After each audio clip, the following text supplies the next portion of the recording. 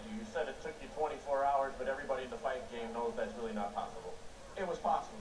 You know, at the end of the day, that night, you know, I sat and thought all night, and I came to an understanding of why I lost. You know, I try to make sense of everything, and I just asked God to let me find understanding. It came pretty fast. So at the end of the day, I just made me work hard and know I had, you know, to go out there and show people that I still got it. Lamont, what do you think got you on track this evening? Historically, you've been a slow starter.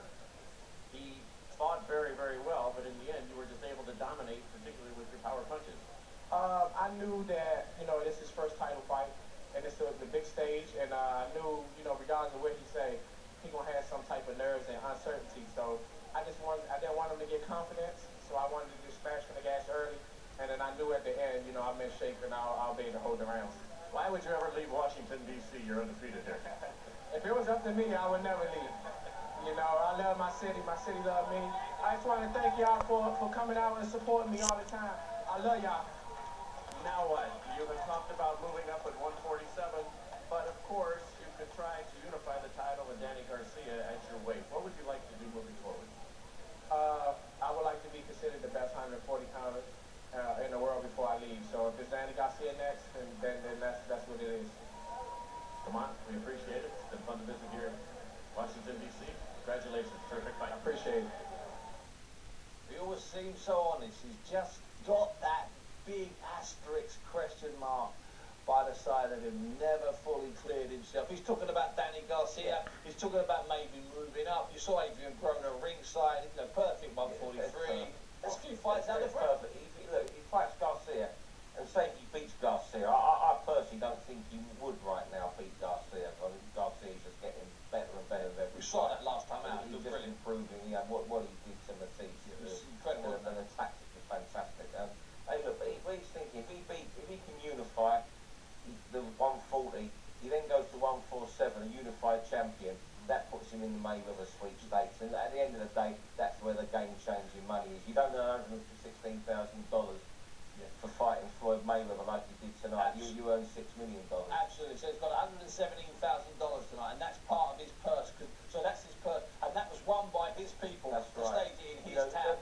If you get in the Steve, if you get in the Mayweather sweepstakes, as Mayweather calls it, eeny, meeny, miny, mo, if you get picked out of that hat, you're on a guarantee of about 4, 5, or 6. That's right. You're walking with 10, 11, 12. It's not life-changing, it's family, it's generational change. And when you've had his upbringing, you know, that sort of money. Street person, nothing. Yeah. You know, so you fight Danny Garcia. Whoever would win, that would be a unified champion. That's a lot of kudos to take up to the next level. And even if the Mayweather fight didn't come, you know, we're just being ifs and buts now. But say Adrian Broner beat Marcus Medina in the rematch, he's suddenly big business again.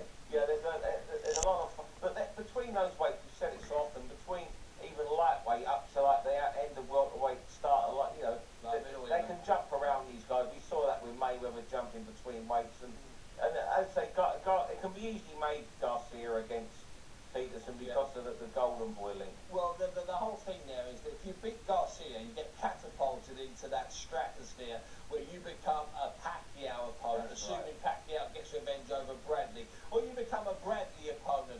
But you get yourself in that welterweight mix, and ideally you get yourself in that mix with the top fighters, perhaps even as a rematch with Amir Khan up at welterweight. But here's the thing: if he loses to Garcia, he still goes into that mix. He's just not worth as much, but he's worth more than $117,000. He's not worth as much. Garcia then would jump up into that sweepstakes. The belts would be split up. He could win that. But I mean, look, he's better off going for Garcia and for what will be at stake by winning that fight than going for Provodnikov, the WBO. I know the politics will stop that. Yeah, but even so, he's better off doing that. He's better off going up obviously off a loss to Garcia rather than a loss to Provodnikov. And I'm sure Golden Boy are looking at unifying the belt.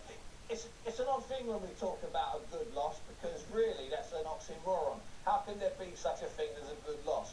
Well, if there isn't such a thing as a good loss, there's certainly such a thing as a bad loss. And being chinned by the Siberian Provodnikov is not what you want in life, trust me.